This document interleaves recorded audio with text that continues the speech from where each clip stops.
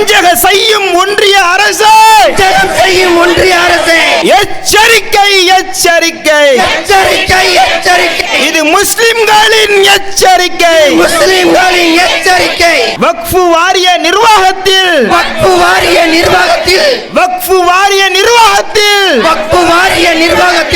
காவிகளை நுழைக்க துடிக்கிறதா?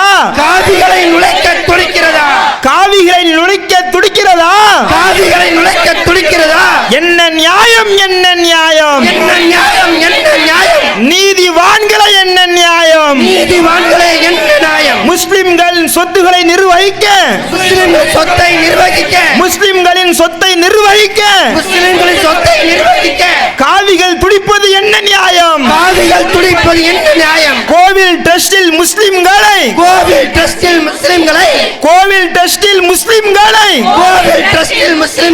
உறுப்பினராய் உள்ளே சேர்த்தால்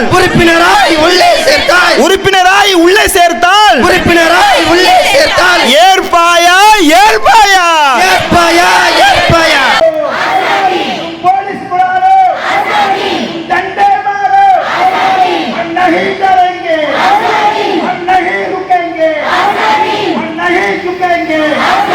அஸ்ஸலாமு அலைக்கும் வரஹ்மத்துல்லாஹி வபரகாத்துஹு. தமிழ்நாடு தௌஹீத் ஜமாத் சார்பாக தமிழகம் முழுவதும் அனைத்து மாவட்ட தலைநகர்களிலும் 11-12 ஆகிய தேதிகளிலே ஒன்றிய அரசு கொண்டு வரக்கூடிய வக்ஃப் வாரிய திருத்த சட்டத்திற்கு எதிராக மிகப்பெரிய மக்கள் திரள் ஆர்ப்பாட்டத்தை நாம் நடத்தி வருகின்றோம். இஸ்லாமியர்களுக்காக இஸ்லாமிய சமுதாயத்தைச் சேர்ந்த முன்னோர்கள் தன்னுடைய உழைப்பால், தன்னுடைய பொருளாதாரத்தால் இந்த சமுதாயம், அடுத்து வரக்கூடிய தலைமுறையினர் வணக்க வழிபாடுகளில் ஈடுபடுவதற்காக பள்ளிவாசல்களை அமைத்து வணங்குவதற்காகவும், அவர்கள் மரணித்து விட்டால் அவர்களை அடக்கம் செய்வதற்கு அடக்க ஸ்தலத்தை அமைத்துக் கொள்வதற்காகவும், மதர்சாக்களை அமைத்துக்கொண்டு தன்னுடைய அந்த கல்வியை மேம்படுத்துவதற்காகவும், ஏழ்மையாக இருக்கக்கூடிய மக்களுக்கு அவருடைய தேவையை பூர்த்தி செய்வதற்காகவும் முன்னோர்கள் பல சொத்துக்களை தானமாக கொடுத்து அந்த சொத்துக்களை இந்த இஸ்லாமிய சமுதாயம் பயன்படுத்தி கொள்ள வேண்டும் என்பதற்காக வக்ஃப் செய்த இந்த இடத்தை நிர்வகிப்பதற்காக இந்திய அரசு சார்பாக 1950களிலே இந்தியா சுதந்திரம் ஆன பின்பு இதற்கென்று ஒரு சட்டத்தை வகுத்து 1950லே அதற்கான வடிவத்தை கொடுத்து, அதன் பிறகு 1995லே அதை முழுமையான ஒரு சட்ட வடிவமாக கொடுத்து முன்னோர்கள் இஸ்லாமிய சமுதாயத்திற்கு கொடுக்கப்பட்ட அந்த சொத்துக்களை பாதுகாக்க வேண்டும், அந்த மக்களுக்கான பலன்களை அவர்களுக்கு இந்த சிறுபான்மை சமுதாயத்திற்கு கிடைக்க செய்ய வேண்டும் என்பதற்காகவும், அந்த சொத்துக்கள் பாதுகாக்கப்பட வேண்டும் என்பதற்காகவும் ஒரு சட்டத்தை இயற்றி அது அன்றைய காலத்திலேயே கணக்கீடு செய்யப்பட்டு அந்த சொத்துக்களை நிர்வகிப்பதற்காக ஏற்படுத்தப்பட்ட சட்டம்தான் வக்ஃப் வாரிய சட்டம் என்ற ஒன்று இருக்கின்றது. இந்த சட்டத்தை அதன் பிறகு ஆட்சியில் இருந்த காங்கிரஸ் கட்சியினர் இன்னும் கூடுதலாக இந்த சமுதாயத்திற்கு இந்த சொத்துக்களை பாதுகாப்பதற்குண்டான ஒரு அம்சத்தை நிலைநிறுத்த வேண்டும், அது பாதுகாக்கப்பட வேண்டும் என்பதற்காக 2013லே ஒரு திருத்தத்தை கொண்டு வருகின்றார்கள். அப்படி அந்த திருத்தத்தை கொண்டு வரக்கூடிய இந்த சட்டத்தை எந்த ஒரு இஸ்லாமியர்களும் எதிர்க்கல. இதற்கு முன்பாக 1950களே 54, 95, 2013 ஆகிய காலகட்டங்களிலே இந்த வக்ஃப் வாரிய சட்டத்தை நிறைவேற்றிவிட்டு அதற்கென்று திருத்தத்தையும் அந்த மத்தியில் ஆளக்கூடிய காங்கிரஸ் ஆட்சி காலத்திலே கொண்டு வந்தார்கள். அப்போதெல்லாம் எதிர்க்கவில்லை. ஏன் எதிர்க்கப்படவில்லை? அப்படி கொண்டு வந்த சட்டம் இஸ்லாமியுடைய சொத்துக்கள் பாதுகாக்க வேண்டும் என்பதற்காக அந்த சட்டம் இயற்றப்பட்டது. அதில் திருத்தம் கொண்டு வந்தார்கள். ஆகையால் எந்த ஒரு இஸ்லாமியரும் அதை எதிர்க்கல. ஆனால் 2024 மத்தியில் ஆளக்கூடிய இந்த மைனாரிட்டி பிஜேபி அரசாங்கம் ஒரு சட்டத்தை கொண்டு வரக்கூடிய இந்த தருணத்தில் இந்தியா முழுவதும் இருக்கக்கூடிய ஒட்டுமொத்த இஸ்லாமிய சமுதாயமும் கிளர்ந்தெறிந்து போராட்டத்தை முன்வைத்து இதற்காக கடுமையான ஒரு கண்டனத்தை பதிவு செய்து கொண்டிருக்கிறார்கள். என்றால் என்ன காரணம்? இவருடைய வரலாறுகள் அப்படிப்பட்டது. இவர்கள் திருத்தம் என்று கொண்டு வந்தால் அது வக்ஃப் வாரியத்தை பாதுகாப்பதற்காக இருக்காது. இவருடைய திருத்தம் என்பது திருடப்படுவதற்காகத்தான் இருக்கும். அது அநியாயமாக அபகரிக்கிறதுக்காகத்தான் இருக்கும். இவர்கள் இஸ்லாமிய விரோத போக்கை கடந்த காலங்களிலே இவர்கள் நடைமுறைப்படுத்திக் கொண்டு வருவதுதான் இந்த பாசிச பாஜக அரசாங்கத்துடைய ஒரே ஒரு அஜெண்டா என்பதைத்தான் கடந்த காலங்களிலே நாம் பார்த்து வருகின்றோம். அப்படிப்பட்ட ஒரு நேரத்தில் இந்த வக்ஃப் திருத்த சட்டத்தை இவர்கள் கொண்டு வருவதற்கான முக்கிய காரணம் என்ன? நாட்டிலே அதிகமான சொத்துக்களை நிர்வகிக்கக்கூடியவர்கள் முதன்மையாக இருக்கக்கூடியது இராணுவம் இருக்கு, அதே போன்று ரயில்வே துறை இருக்கு. இந்த இரண்டு துறையிற்கு அடுத்ததாக வக்ஃப் நிர்வாகம் அதிகமான சொத்துக்களை இந்தியா முழுவதும் அதை கையில் வைத்துக் கொண்டு நிர்வாகம் செய்து கொண்டிருக்கு. அப்படி நிர்வாகம் செய்யக்கூடியதில் ரயில்வே இராணுவம் அடுத்ததாக இந்த இஸ்லாமிய சமுதாயத்துக்கு இவ்வளோ சொத்துக்கள் இருக்கு. இன்னும் இந்த சமுதாயம் இன்னும் வக்ஃப் என்ற பெயரிலே இந்த சமுதாயத்துடைய வளர்ச்சிக்காக வாரி வாரி கொடுத்து கொண்டு இன்னும் சொத்துக்கள் அதிகரித்துக் கொண்டே இருக்கு. அப்ப இதுக்கு ஒரு முற்றுப்புள்ளி வைக்கணும். இதை லேசில் விடக்கூடாது. இஸ்லாமிய சமுதாயத்தை நாடற்றவர்களாக ஆக்குவதற்கு நாம் சட்டம் போட்டுக் கொண்டிருந்தால் நாடற்றவர்களாக ஆக்கி அவர்கள் இந்தியாவில் வாழ்வதற்கு தகுதியற்றவர்களாக ஆக்க வேண்டும் என்று நாம் திட்டம் போட்டுக் கொண்டிருக்கக்கூடிய நேரத்தில் இந்த இஸ்லாமிய சமுதாயத்திற்கு இவ்வளவு சொத்துக்கள் எப்படி இருக்கலாம்? அது இருப்பது சரியா என்று இந்த திட்டத்தை நிறைவேற்றக்கூடிய துடித்துக் கொண்டிருக்கிறாங்க பொதுமக்களாக இருக்கக்கூடியவர்கள். இந்த இஸ்லாமிய சமுதாயம் ஒன்றை புரிந்து கொள்ளணும். ரயில்வேக்கு அதிகமான சொத்துக்கள் இருக்கு என்றால் ரயில்வேக்கு இருக்கக்கூடிய சொத்துக்கள் எவ்வாறு வந்தது? அது எப்படி வந்தது? நாட்டில் இருக்கக்கூடிய இடத்தை அரசு ஒதுக்கி கொண்டது. இது ரயில்வேக்குரிய இடம், இது ரயில்வே துறைக்காக நாங்கள் அரசு ஒதுக்கி கொள்ளக்கூடிய இடம் என்று அரசு ஒதுக்கிய இடம். இராணுவத்துக்கு இவ்வளோ பெரிய சொத்துக்கள் இருக்கு, இடம் இருக்கு அப்படின்னு சொன்னா இந்த இராணுவத்திற்கு அரசு ஒதுக்கியதுதான் அந்த இடம். இராணுவத்துக்காக இந்த பகுதியில் அவர் நிர்வாகம் பண்ணுவதற்கு தேவையான இடத்தை நாம் அரசு ஒதுக்கி கொள்கிறோம் என்று அரசாக ஒதுக்கி கொண்டது. இந்த இரண்டுக்கும் அரசு ஒதுக்கி கொண்டதுதான் அந்த இடமெல்லாம். ஆனால் இஸ்லாமிய சமுதாயத்திற்கு இருக்கக்கூடிய இந்த வக்ஃப் நிலம் இருக்கே, இந்த வக்ஃப் நிலத்தை மோடியோட டாடி கொடுக்கல, அமித்ஷாவுடைய டாடி கொடுக்கல. எங்களுடைய இஸ்லாமிய சமுதாயம் எங்களுக்காக அடுத்து வரக்கூடிய தலைமுறைகளுக்காக கொடுக்கப்பட்ட சொத்து. அது ஏதோ எங்கிருந்தோ நம்ம அரசு ஒதுக்கியது, அதற்காக அரசு எடுப்பதற்காக கையகப்படுத்துறதுக்காக திருத்தத்தை கொண்டு வராங்க. ஏன் அவர்களுக்கு தேவையற்ற இடம் இருக்கு, சொத்து இருக்கு என்பதற்காக ஏதோ ஒரு திருத்தத்தை கொண்டு வருவதாக இல்லை. ஒவ்வொரு இஸ்லாமியனும் தன்னுடைய இரத்தத்தை வேர்வையாக சிந்தி இந்த சமுதாயத்தினுடைய முன்னேற்றத்துக்காக, அவருடைய வாழ்வாதாரத்தை மேம்படுத்துவதற்காக, கல்வியை மேம்படுத்துவதற்காக வழங்கப்பட்டதுதான் வக்ஃப் நில சொத்து. அதற்கு இவ்வளவு சொத்துக்கள் இருப்பதற்கு காரணம் இதுதான். யாரும் நம்மளுக்கு தானமாக எவன் வீட்டு அப்ப சொத்தையும் கொடுக்கல. இஸ்லாமிய சமுதாயம் உழைத்து தர்மம் செய்ததுதான்.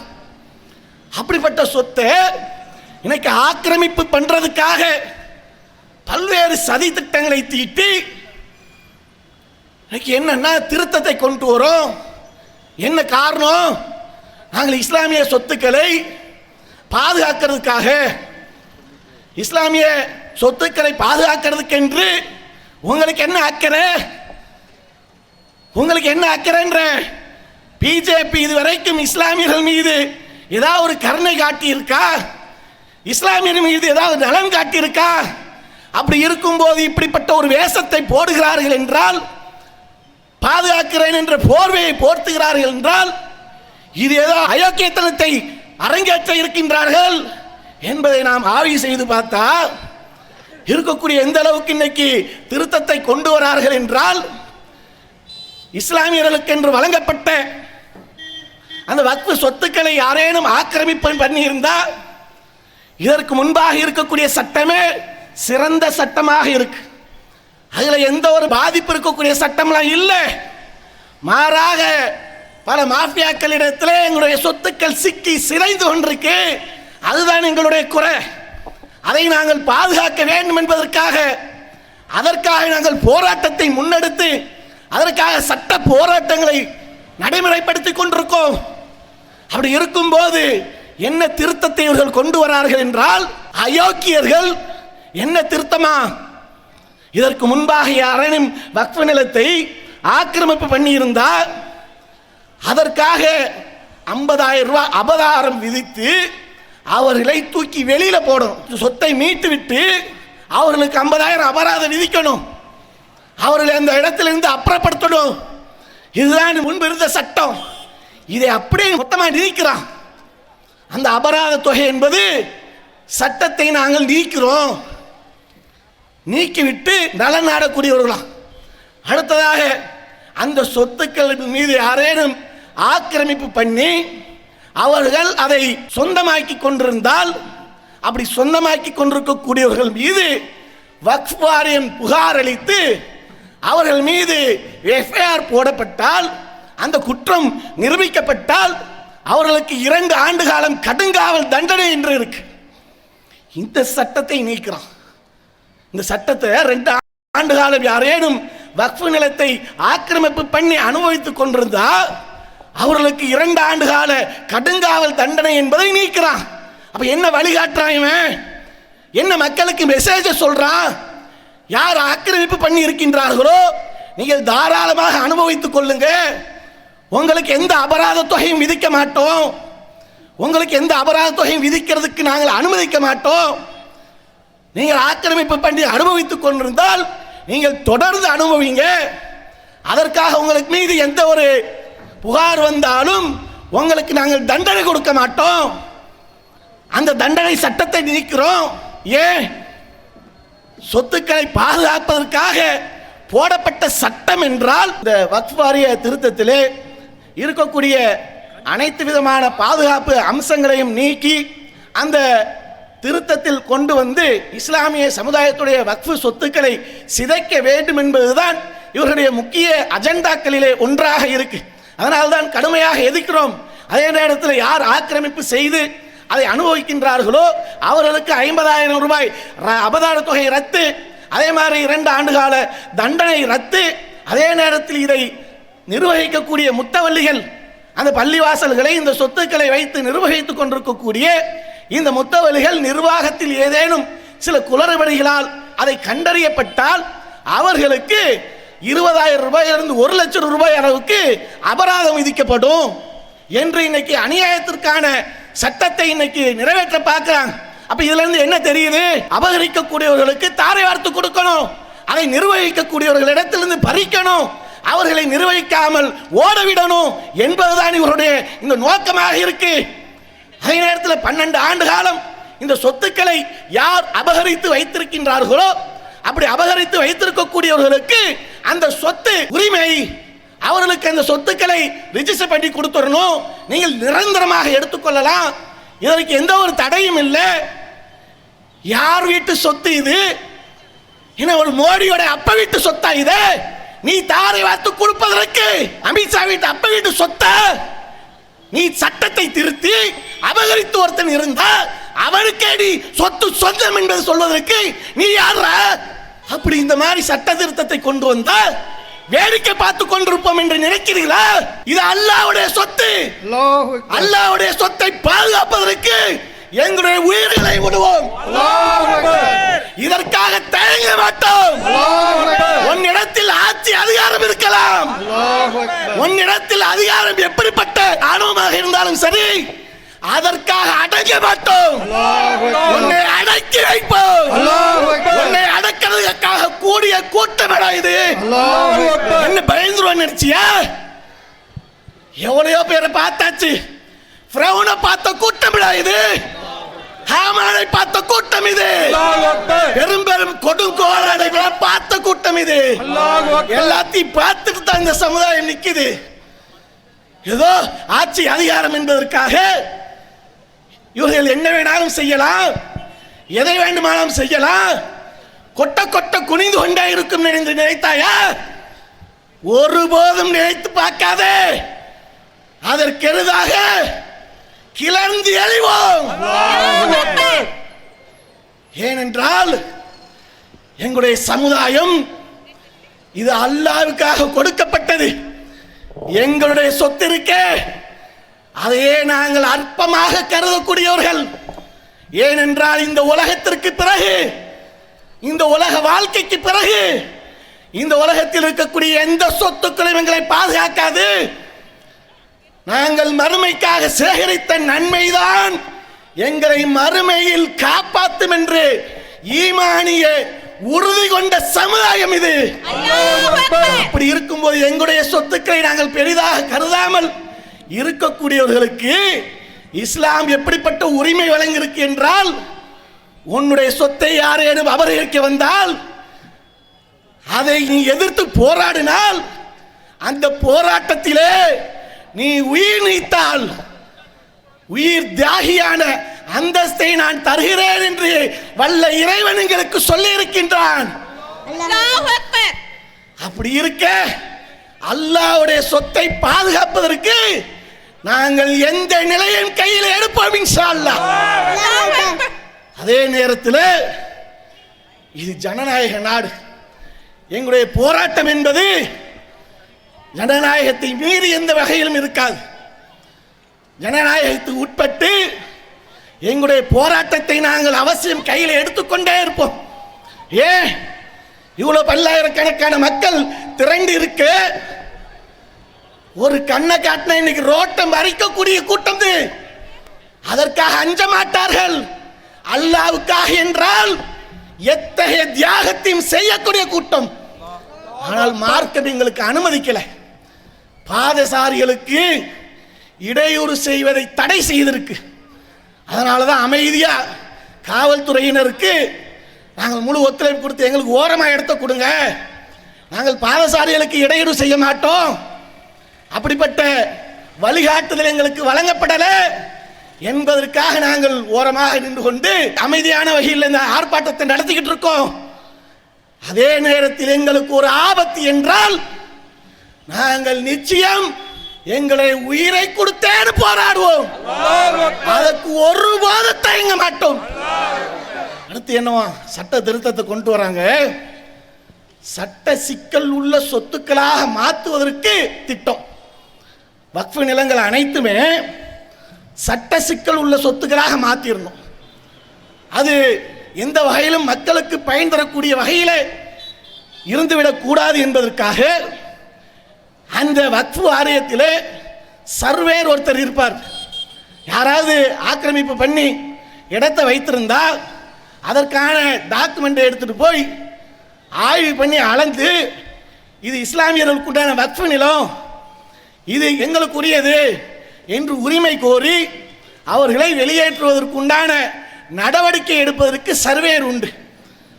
அதே நேரத்தில் ஆக்கிரமிப்பு பண்ணி வெளியில் போக மாட்டேன் என்றால் அதற்கென்று தீர்ப்பாயம் ஒன்று, வக்ஃபு தீர்ப்பாயம் என்று ஒன்று உண்டு. இந்த தீர்ப்பாயத்தில் அவர்கள் முறையிட்டால், இது எங்களுக்குரிய சொத்து என்று இவர்கள் முறையிட்டால் அதற்கான ஆவணத்தை காண்பித்து அவர்களுக்குரியதாக இருந்தால் அவர்களுக்கு ஒப்படைக்கப்படும்.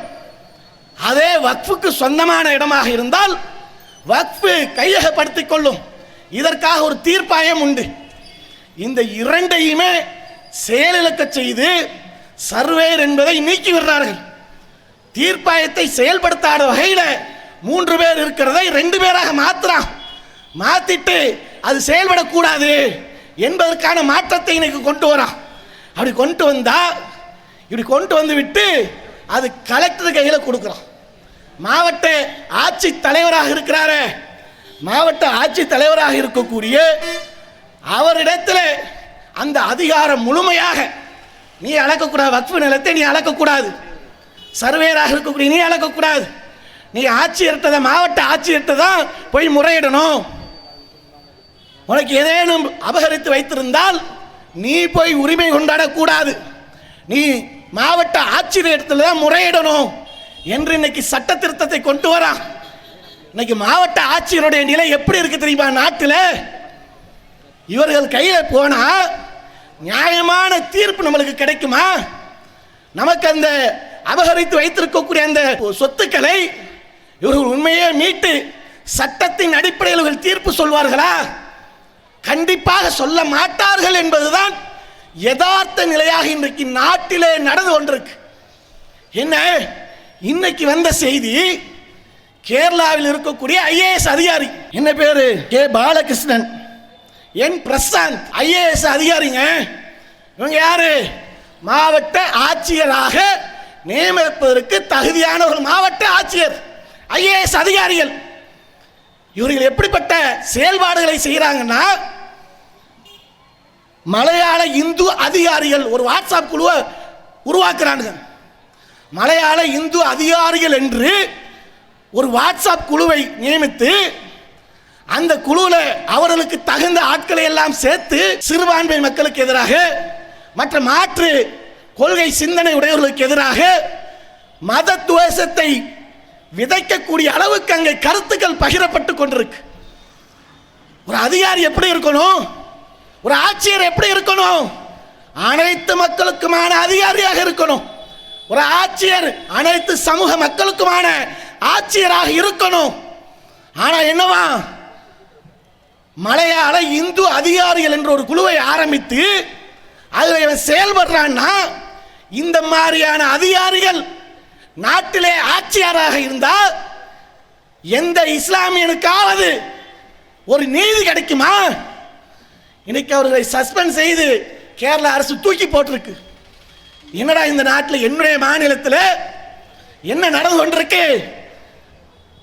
இஸ்லாமிய சமுதாயத்துக்கு எதிராக, கிறிஸ்தவ சமுதாயத்துக்கு எதிராக நீ ஒரு குழுவை ஆரம்பித்து உன்னுடைய பதவியை மறந்து, உன்னுடைய அதிகாரத்தை மறந்து, உனக்கு இருக்கக்கூடிய அந்தஸ்தை மறந்து இப்படி ஒரு ஈனச்செயலில் ஈடுபட்ட என்னுடைய மாநிலத்தில் நீ இருக்க வேண்டாம் என்று நீ தூக்கி சஸ்பெண்ட் பண்ணி தூக்கி வெளில போட்டாங்க. இந்த மாதிரி விசபிகள் எத்தனை பேர் இருக்காங்க யாருக்கு தெரியும்? கண்ணுக்கு தெரிந்து வெளியில வந்ததுனால இன்னைக்கு சஸ்பெண்ட் செய்யப்பட்டிருக்காங்க. இது மாதிரி எத்தனை அயோக்கியர்கள் உள்ளே இருக்கிறார்கள் என்பது தெரியாது. ஏனென்றால் இந்த பாசிச பாஜக என்பது இந்தியாவில் வாழக்கூடிய சிறுபான்மை மக்களுக்கு எதிராகவே மக்களுக்கு மத்தியில் இருக்கக்கூடிய உணர்வுகளை எல்லாம் வெறுப்பாக தூவிவிட்டு இன்னைக்கு முஸ்லிம் விரோதிகளாக பார்க்கும் அளவுக்கு அதிகாரிகளை உருவாக்கிக்கிட்டு இருக்கான். யார் எந்த இடத்துல இருப்பாரு யாருக்கு தெரியும்? அப்ப மாவட்ட ஆட்சியர் இடத்துல அந்த அதிகாரம் போனா நமக்கு சொத்து கிடைக்குமா? நமக்கு சட்டத்தில் அடிப்படையில் தீர்ப்பு கிடைக்குமா? கண்டிப்பாக தீர்ப்பு கிடைக்காது. அதனால தான் எதிர்க்கிறோம். இதில் முஸ்லீம்களை நலனை நாடுறோம்னு சொன்னா எப்படி நலன் நாடுறாங்களா? இதுவரைக்கும் வக்ஃப் வாரியத்தில் இஸ்லாமியர்கள் தான் உறுப்பினர்களாக இருக்கணும், இது சட்டம். ஏதோ இஸ்லாமியர்களுக்கு மட்டும் ஏதோ சிறப்பு அந்தஸ்து உள்ள சட்டம் இல்லை, இது அனைத்து சமூகத்துக்கும் உள்ளதுதான். இந்து சமுதாய மக்களுக்கும் உண்டு. அவருடைய இந்து கோயில்களை நிர்வகிக்கிறதாக இருந்தால் அதில் தீக்காக்காரன நிர்வாகத்தில் இருக்க முடியாது. கடவுள் மறுப்பு கொள்கையில் இருக்கிறவன் நிர்வாகத்தில் இருக்க முடியாது. ஒரு இஸ்லாமிய நிர்வாகத்தில் இருக்க முடியாது. ஒரு கிறிஸ்தவன் இருக்க முடியாது. அவர்களுக்கு எப்படி உரிமை வழங்கப்பட்டிருக்கோ அதுபோலதான் இஸ்லாமியர்களுக்கும் அவர்கள் மதம் சார்ந்த விஷயத்தில் அவர்கள் தான் நிர்வகிக்கணும், அவர்கள் தான் நிர்வாகத்தில் உறுப்பினராக இருக்கணும் என்று ஒரு சட்டம் இருக்கு. 1995 ஏற்றப்பட்ட சட்டம். அதனால தான் சொல்றோம், அது எங்களுக்கு சிறந்த சட்டமாக இருக்கு. மத்தியில் இருக்கக்கூடிய ஒன்றிய வக்ஃப் வாரியத்தில் 50% மாற்று மதத்தவர்கள் உள்ள போகணும். மாநிலத்தில் இருக்கக்கூடிய வக்ஃப் வாரியத்தில் 50% உறுப்பினர்கள் நிர்வாகிகள் உள்ளே இருக்கணும் மாற்று மதத்தவர்கள். என்ன திட்டம் போடுற? எதற்காக? பாலகிருஷ்ணன் போல பிரசாந்த் போல உள்ளே அதிகாரிகளை அனுப்புவதற்கா? சங்கி சிந்தனை உடையவர்களை உள்ளே அனுப்பி சொத்துக்கள் சூறையாடுவதற்கா? எங்க வக்ஃப் வாரியத்தின் நிர்வாகத்தில் இருக்கிறதுக்கு நீ யாரா? நீ உள்ள மாற்று மதத்தவர்களை உள்ளே கொண்டு வர வேண்டும் என்று சொல்றியே. அப்படி சொல்வதாக இருந்தா எல்லாத்திலையும் சொல்லு, எல்லா விஷயத்திலும் சொல்லு. காஞ்சி சங்கர மடத்தில் முஸ்லிம்கள் இருக்கலாம், கிறிஸ்தவர்கள் இருக்கலாம், சொல்லு. பூரி ஜெகநாதர் கோயில் நிர்வாகத்தில் இஸ்லாமியர்கள் நிர்வாகத்துக்கு வரலாம், கிறிஸ்தவர்கள் நிர்வாகத்துக்கு வரலாம், சொல்லு. காசி விஸ்வநாதர் கோயில் அந்த நிர்வாகத்தில் கிறிஸ்தவர்கள் வரலாம், மத நம்பிக்கை இல்லாதவர்கள் வரலாம், இஸ்லாமியர் வரலாம். எல்லாருக்கும் உரிமை உண்டு. மாற்று சட்டத்தை மாத்த. அயோத்தி ராமர் கோயிலுக்கு வந்து வைத்திருக்கிறீர்களே, அதுல அது மாதிரி இஸ்லாமியர் கிறிஸ்தவர்களுக்கு இடம் கொடு. திருப்பதி தேவஸ்தானத்தில் கொடு, அறநிலைத்துறை இருக்கு அதுல கொடு. இப்படி கொடுன்னு சொன்னா இது நியாயமா இருக்குமா? கேட்க மாட்டோம். இது பொதுவாக இருக்கக்கூடிய இந்து தொப்புள்குடியவர்களாக இருக்கக்கூடிய சகோதரர்கள் புரிந்து கொள்ளணும். இந்த வார்த்தை எல்லாம் என்பது உங்களை நோய்வினைப்படுத்துவதற்காக அல்ல. உங்களை போன்று வேஷம் போட்டுக்கொண்டு இருக்கக்கூடிய சங்கியை நோக்கி கேட்கக்கூடிய கேள்வி இது. அல்லாஹு அக்பர். அப்படி சொன்னா நியாயமாகுமாங்க? அது அவர்களுக்கு உண்டான மதம். அந்த மதத்தில் அவருடைய நம்பிக்கையின் அடிப்படையில் நிர்வாகம் பண்ணுவாங்க. அதில் நம்மளுக்கு ஏதாவது இதுக்கு முன்னாடி இஸ்லாமியர்கள் ஏதேனும் உரிமை கேட்டோமா? அதில் வெறுப்பு காட்டணுமா? ஏன் அதில் எங்களுக்கு நிர்வாகத்தில் அனுமதியை கொடு, பதவியை கொடு கேட்டோமா? கேட்க மாட்ட. கேட்டால் நியாயம் இல்லை. அப்படி கேட்கப்பட்டால் அது முட்டாள்தனம். ஏன் அவர்கள் மதம் சார்ந்தவர்கள் நிர்வகிப்பாங்க, அது அவர்களுக்கு உரியது. இதுதானே நியாயம். நியாயமான ஒரு பார்வை, நியாயமான ஒரு வார்த்தை என்றால் இதுதான். ஆனால் இஸ்லாமியருடைய வக்ஃப் வாரியத்துக்குள் மட்டும் 50% 22 பேர் இருந்தா 10 பேர் மாற்று மதத்தூர் உள்ள போ, 12 பேர் உறுப்பினர் மாநிலங்களில் 12 பேர் இருந்தா 5 பேர் உள்ள போ. இது எதுக்கு சட்டத்தை திருத்துற? உனக்கு என்ன அங்க வேலை? உன்னை போன்ற சங்கிகளுக்கு எங்க என்ன வேலை? இப்படி வந்தா அந்த வக்ஃப் வாரியம் அமைதியாக நிர்வாகம் நடக்குமா? இவன் ஒன்று சொல்ல, சங்கி சிந்தனையுடைய ஒன்று சொல்ல, இஸ்லாமிய பற்றுடைய இதை பாதுகாக்கிறதுக்கு அவனு சொல்ல, கலவரத்தை உண்டு பண்ணுவதுக்கு சட்ட திருத்தமா இது? என்ன நடக்கும்? இது மாதிரி போனா போக்கு எப்படிப்பட்ட ஒரு போக்காக இருக்கும்? எந்த ஒரு பிரச்சனையும் இல்லாமல் சுகமாக சென்று கொண்டிருக்கக்கூடிய சகோதரத்துவத்தை குழி தோண்டி புதைப்பதற்கான சட்ட திருத்தம். அதற்காகத்தான் சாவு மணி அடிக்க வேண்டும் என்று போராடி கொண்டிருக்கிறோம். ஒருபோதும் அனுமதிக்கவே மாட்டோம். அல்லாஹு அக்பர். இந்த மாதிரி திருத்தத்தை கொண்டு வந்து வக்ஃப் வாரியத்தை சிதைக்கக்கூடிய அளவுக்கு இன்னைக்கு இவ்வளோ பெரிய அநியாயங்களை செய்கிறான். இந்த அநியாயத்தை செய்யக்கூடியதில் இன்னும் மேல என்ன, இஸ்லாத்துக்கு மக்கள் வந்து இஸ்லாத்தை ஏற்று வரவர்கள் இருக்காங்க. அவர்கள் ஆர்வப்பட்டு இந்த இஸ்லாமிய சமுதாயத்துக்காக ஏதாவது கொடுக்கணும், வக்ஃப் பண்ணணும், நான் அல்லாஹ்விடத்தில் நிரந்தரமான நன்மையை பெறணும் என்பதற்காக ஒரு சொத்தை தானம் பண்ண வந்தால் அவர் 5 வருடம் முஸ்லீமாக இருக்கணுமா? பிராக்டிக்கல் முஸ்லீமா, நடைமுறை முஸ்லீமாக இருக்கணுமா? நடைமுறை முஸ்லீமாக இருந்தால் தான் அவர் வந்து தர்மம் செய்வதற்கு தகுதியானவர். இந்த தகுதியை நிர்ணயிக்கக்கூடிய நீ யார்ப்பா? அவன் அல்லாஹ்வை நம்பிட்டான், அவன் ஓரிரை கொள்கையை ஏற்றுக்கொண்டான், அவன் நன்மைக்காக அவனுடைய கபர் குழிக்காக தர்மம் செய்ய வந்தால் நடைமுறை முஸ்லீமாக 5 ஆண்டு காலம் இருக்கணும். அதுக்கு பல படிவங்களை கொடுக்கிறது. அது தர்மம் செய்ய வந்தா அவனை வந்து மன உளைச்சலாக்கக்கூடிய அளவுக்கு படிவங்களை உருவாக்கி எப்பா நான் வக்ஃபே பண்ணலை என்று ஓடணும். ஏன்? ஏற்கனவே அதிகமாக சொத்துக்கள் இருக்கு. அப்படி இருக்கும்போது இன்னும் வந்துக்கிட்டே இருந்தா இன்னும் சொத்துக்கள் கூடுமை. இதை தடுக்கிறதுக்காக இந்த மாதிரி திருத்தம். மாற்று மதத்தவர்கள் யாரேனும் இஸ்லாமியர்கள் மீது பற்று கொண்டு இஸ்லாமியருடைய சேவையை பாராட்டி ஒவ்வொரு வருடமும் இன்றைக்கு நம்ம பார்க்கிறோமே, கால சூழல் மாறிக்கொண்டே இருக்கும்போது வெள்ளம் எல்லாம் ஒவ்வொரு மாவட்டங்களில் வரும்போது தன்னுடைய இன்னுயிர்களையும் துச்சமாக மதித்துக்கொண்டு இருக்கக்கூடிய மனிதர்களை காப்பாற்ற வேண்டும் என்று மனித நேயத்தோடு ஓரோடி இரவு பகல் பார்க்காமல் மனிதனே சேவை செஞ்சுக்கிட்டு இருக்கிறான் என்பதை பார்த்து ஒரு மாற்று மதத்தவர் ஒரு வக்ஃபு செய்யக்கூடிய ஒரு சொத்தை தர்மம் செய்தா அது செய்யக்கூடாது. ஏன்? அப்படியும் ஒரு சகோதரத்துவம் அவர்கள் மீது மலர்ந்துடக்கூடாது. அவன் செய்கிற சேவையை பார்த்து நீ மயங்கிடக்கூடாது. அப்படி நீ மீறி பண்ணா அந்த சொத்தை நாங்கள் எடுத்துருவோம், அரசு எடுத்துக்குவோம். எவ்வளோ ஒரு அயக்கத்தனம், எவ்வளோ ஒரு திருத்தனம். அப்போ இதெல்லாம் இந்த மாதிரி திருத்தங்கள் என்பது 40க்கும் மேற்பட்ட திருத்தங்களை கொண்டு வரான், 40க்கும் மேற்பட்ட இணைப்புகளை கொண்டு வரான், 40க்கும் மேற்பட்ட சட்டங்களை நீக்கிறான், 100க்கும் மேற்பட்ட திருத்தங்களை கொண்டு வந்து திருட்டுத்தனமாக இந்த வக்ஃபு நிலத்தை அபகரிக்கிறதுக்கு துடித்துக் கொண்டிருக்கிறான். இதற்கு எதிராகத்தான் இந்த மாபெரும் மக்கள் திரள் ஆர்ப்பாட்டம். அதே நேரத்தில் என்னன்னா, இந்த மாதிரி இவர்கள் செயல்பாடுகள் இருப்பதனால அந்த சங்கி சிந்தனை உடையவர்கள் அவர்கள் சொல்லக்கூடிய அந்த பிரச்சாரத்தில் மயங்கி இன்னைக்கு என்னன்னா படம்லாம் எடுக்க ஆரம்பிச்சிட்டான். எப்படி? இராணுவ வீரர் பகடக்காயை வைத்துக்கொண்டு அதை நாங்கள் போற்றுகிறோம் புகழ்கிறோம் என்ற பேரில், அது என்ன மையத்து கட்சியா? என்ன கட்சி? மையத்து கட்சியா? மக்கள் நீதி மைய கட்சியா? சரி சரி, ஏதோ மையத்து கட்சி. ஏன்னா மக்கள் நீதினா நீதியை நிலைநாட்டணும், ஒரு உயிரோடு இருக்கணுமே. மக்கள் நீதி நீ கட்சின்னு வச்சுட்டு மையத்தா இருக்கிறது. அங்கே இருக்கக்கூடிய நீ எதற்காக கட்சி ஆரம்பிச்சிருக்க, நீ என்ன வேலை செஞ்சுக்கிட்டு இருக்கன்னு எங்களுக்கு என்ன தெரியாதா?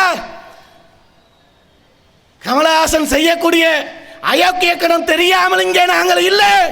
ஆசாத்தி கோஷம் போடுவது தீவிரவாதிகளுடைய அடையாளம். இன்னைக்கு ஒலித்தது பார் தமிழகம் எங்கும் 2 நாள் ஆசாத்தி கோஷம் தான் தமிழக தலைநகரங்களை ஒலித்துக் கொண்டிருக்கிறது.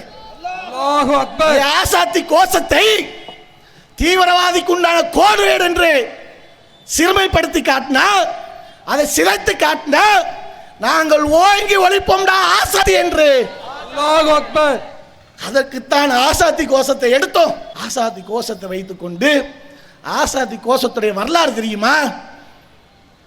அரே, எங்களுடைய சமுதாயம் விடுதலை போராட்டத்திற்காக பிரிட்டிஷ்காரர்களை எதிர்கொண்டு தன்னுடைய இன்னுயிர்களையும் இழக்கும் போது அந்த ஆங்கிலருக்கு எதிராக முழங்கிய கோஷம்தான் ஆசாத்தி கோஷம். தீவிரவாதத்துக்கு உண்டான ஒரு கோஷமாக சித்தரித்து காட்டுற வருவல்ல. இன்னும் எத்தனை காலம், இன்னும் எத்தனை ஆண்டு? எப்படியும் எங்களை தேடித்தான் வருவே. நீ எந்த சட்டமன்ற தொகுதிக்குள்ளே நீ வந்தாலும் சரி, உன்னை ஓட ஓட விரட்டுவோம். உன்னுடைய கட்சி சார்ந்தவர்கள் எங்கே நின்றாலும் அவர்களை டெபாசிட் இழக்க செய்வோம். யாரிடத்தில் வேண்டுமானால் கூட்டணி வைத்துக்கொள், அந்த கூட்டணி கட்சியும் சேர்த்து டெபாசிட் இழக்க செய்வோம். இஸ்லாமியர்கள் நன்றி உணர்வுக்கும் பேர் போனவர்கள் காயப்பட்டு விட்டால் அதற்கு ஜனநாயகத்தின் அடிப்படையிலே பதில் சொல்வதற்கும் உங்களுக்கும் நாங்கள் எச்சரிக்கையாக சொல்லிக் கொள்கிறோம். அடுத்ததாக, இந்த போராட்டத்துடைய நோக்கம் என்பது இங்கே தமிழகத்தில் நாம் தான் துவக்கி வைத்திருக்கோம். இதை இவர்கள் நடைமுறைக்கு கொண்டு வருவார்கள் என்றால், இந்த சட்டத்தை இவர்கள் அமல்படுத்துவதற்கு துடிப்பார்கள் என்றால், எங்களுடைய போராட்டம் இது முடிவு கிடையாது. இனிமேல் தான் அடுத்தடுத்த போராட்டம். சிஏக்கு எப்படி நாம் ஒட்டுமொத்த இஸ்லாமிய சமுதாயமும் ஒன்று திரண்டு போராடணுமோ, அதை விட வீரியமிக்க ஒரு போராட்டத்தை நீங்கள் பார்ப்பீர்கள். அப்படி ஒரு போராட்டம் நடந்தால் வருவீர்களா? வருவீர்களா? அப்படி வந்தால் எந்த நிலையாக இருந்தாலும் சந்திக்க தயாரா? அப்படிப்பட்ட ஒரு சமுதாயம் தான் ஈமானுடைய வழி நிறைந்த சமுதாயமாக உருவாக்கி வைத்திருக்கிறோம். அல்லாஹ்வுக்காக எதையும் செய்வதற்கு தயாராக இருக்கக்கூடிய இந்த சமுதாயத்திட்ட உன்னுடைய வாளை ஆட்ட வேண்டாம். எப்படி மைனாரிட்டியாக இருக்கின்றாயோ அடுத்தது மண்ணை கவ்வக்கூடிய அளவுக்கு அல்லாஹ் உங்களுக்கு பாடத்தை புகட்டுவான் என்று கூறிக்கொண்டு என்னுடைய உரையை நிறைவு செய்கின்றேன். வாஹிதவன் அல்ஹம்துலில்லாஹி ரப்பில் ஆலமீன். அஸ்ஸலாமு அலைக்கும். இஸ்லாம் மற்றும் சமுதாய செய்திகளை அறிந்து கொள்ள தமிழ்நாடு தௌஹீத் ஜமாஅத் யூடியூப் பக்கத்தை உடனடியாக சப்ஸ்கிரைப் செய்து கொள்ளுங்கள். மேலும் பெல் பட்டனையும் கிளிக் செய்து கொள்ளுங்கள்.